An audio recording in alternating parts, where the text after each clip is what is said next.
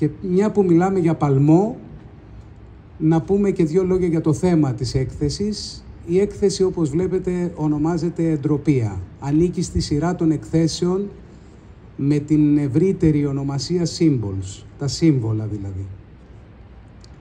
Η εντροπία είναι μια έννοια η οποία προέρχεται από τον κόσμο της φυσικής, από το πεδίο της φυσικής και έχει να κάνει με την μέτρηση του χάους.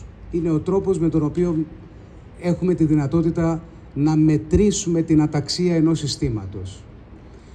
Όσο όμως κι αν οι επιστήμονες προσπαθούν να μετρήσουν αυτή την αταξία, είναι πάρα πολύ δύσκολο να φτάσουν σε ένα συμπέρασμα σε σχέση με το πώς θα μπορούσαμε αυτή την αταξία να τη δαμάσουμε, δηλαδή να τη θασεύσουμε και να την κάνουμε μία οργανωμένη πράξη.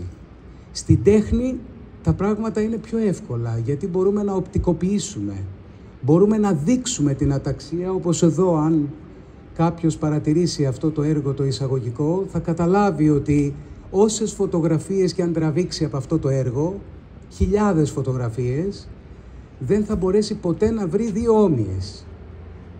Είναι ένα έργο το οποίο δουλεύει την έννοια της εντροπίας. Όμως η εντροπία, όπως αποδείχθηκε τελικά, δεν είναι άπειρη, αλλά είναι πεπερασμένη.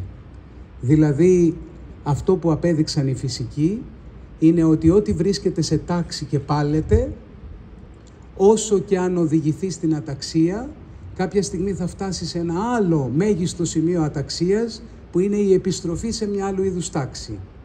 Γι' αυτό και θα δείτε το μότο, τη φράση εκεί, ότι η τάξη και η αταξία είναι οι δύο όψεις του ίδιου νομίσματος.